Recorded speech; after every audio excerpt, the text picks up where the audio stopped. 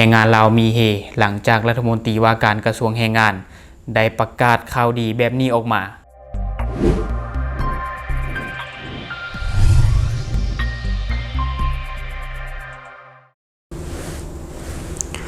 สวัสดีท่านผู้ชมกลับมาพบกับช่อง Talk The New แล้วหัวข้อที่เราอยากจะนำเสนอในมื้อนี้ก็ถือว่าเป็นข่าวดีโดยเฉพาะแรงงานลาวและก็แรงงานต่างชาติที่ได้เข้าไปเฮ็ดเวียกอยู่ประเทศไทยเพราะว่า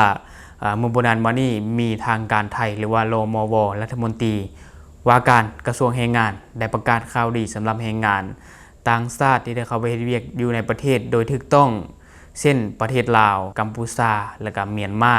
ที่ได้เข้าไปเฮ็ดเวียกอยู่ประเทศไทยและทางรัฐมนตรีว่าการกระทรวงแรงงานเพิ่นก็มีมาตรการผ่อนผันในปีใหม่นี้สำหรับแรงงานที่ไปถูกต้องตามกฎหมายสามารถกลับไปลิ้นเทศกาลปีใหม่อยู่ที่ประเทศตัวเองโดยบ่ต้องเสียค่าธรรมเนียมโดยบ่ต้องยื่นขอหรือว่าบ่ต้องขอใบอนุญาตเข้าเมืองใหม่เนาะอันนี้ก็ถือว่าเป็นข่าวดีสำหรับแรงงานลาวแน่นอนแหละแรงงานลาวก็มีเฮเนาะบ่ว่าแรงงานลาวแล้วก็แรงงานต่างชาติที่ได้เข้าไปก็ต้องมีเฮเพราะว่าบางคนก็เข้าไปเฮ็ดเวียกอยู่ประเทศไทยโดนแล้วไป 2-3 ปี 3-4 ปีไปหาเงินเพื่อส่งมาเลี้ยงครอบครัวจังซี่เนาะและบ่ได้กลับมาบ้านเพราะว่าบ่อยากกลับก็ยังมีค่าใช้จ่ายไปเฮ็ดเวียกอยู่พุ่นก็พยายามเก็บเงินออมเงินส่งมาให้ทางบ้านเลี้ยงครอบครัวทางบ้านบางคนก็เป็นเสาหลักของครอบครัวและในปีนี้เนาะทางรมว.หรือว่ารัฐมนตรีว่าการกระทรวงแรงงานเพิ่นก็ได้ออกมาตรการผ่อนผันให้แรงงานเหล่านี้ได้กลับประเทศกลับไปหาครอบครัวกลับไปลิ้นเทศกาลปีใหม่กับครอบครัวตัวเองให้มีความสุขเพื่อจะได้มีกำลังใจกลับมาเฮ็ดเวียกอยู่ที่ไทยอีกครั้งเนาะอันนี้ก็ถือว่าเป็นเรื่องที่ดีหลายสำหรับแรงงานลาวแล้วก็เท่าที่เฮาเบิ่งก็แสดงว่าคนไทยเขาก็มีน้ำใจเขาก็เข้าใจแรงงานเพราะว่าแรงงานเหล่านี้ก็เป็นส่วนกระตุ้นเศรษฐกิจของไทยเช่นกันเนาะแต่อย่างไรก็ตามใน EP นี้แล้วเฮาจะลงมาอ่านมาตรการผ่อนผันของเพิ่นว่ามีอย่างแน่ในวันที่12มีนาคม2568นายพิพัฒน์รัตน์กิจประการรัฐมนตรีว่าการกระทรวงแรงงานประกาศข่าวดีสำหรับแรงงานข้ามชาติเช่นกัมพูชาลาวและเมียนมาที่ได้เฮ็ดเวียกในประเทศไทยโดยที่ประชุมคณะกรรมการนโยบายบริหารจัดการการเฮ็ดเวียกของคนต่างด้าวหรือว่าคบต.ครั้งที่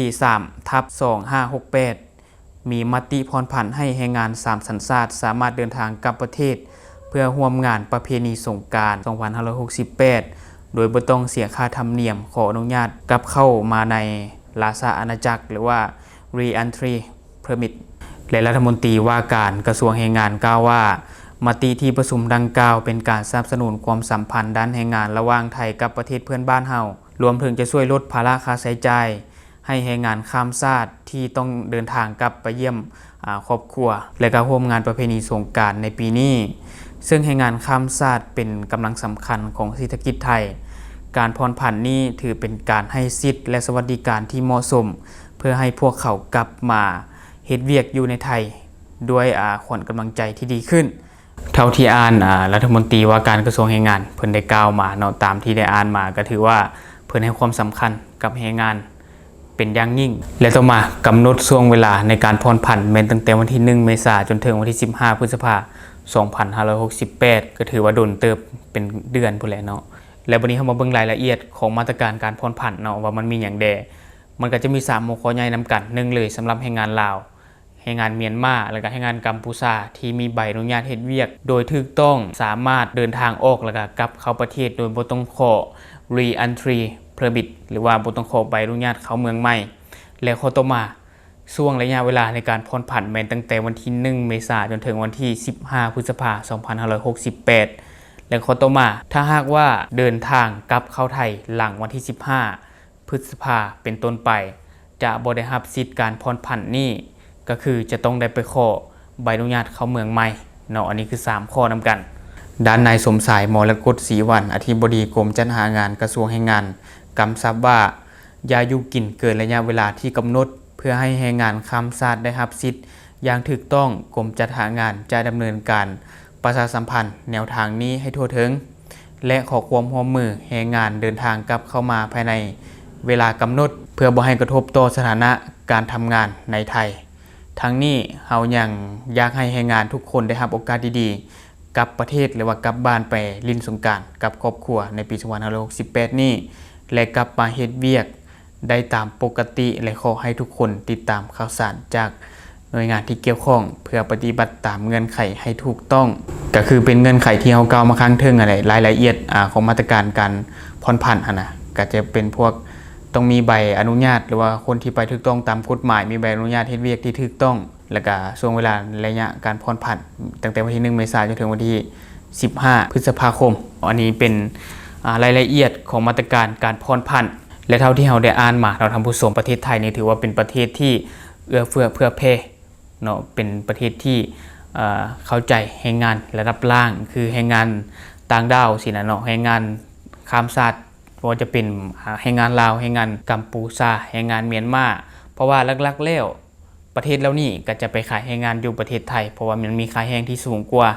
ยังประเทศลาวเองเนาะประเทศลาวนี่ไปขายแรงงานอยู่ในไทยนี่ถือว่าหลายเนาะหลายแรงและก็ได้ขนเงินกับประเทศนี่ก็ถือว่าหลายแรงเพราะว่าคนที่ไปขายแรงงานอยู่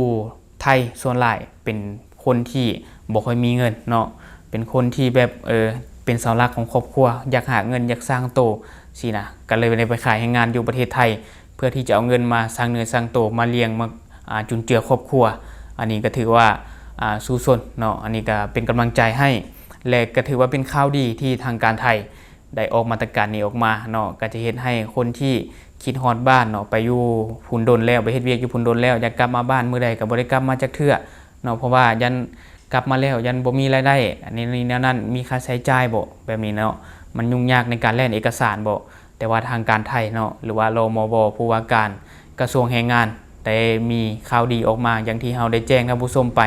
และสำหรับแรงงานคนใดเนาะที่อยากกลับประเทศกลับไปเล่นเทศกาลปีใหม่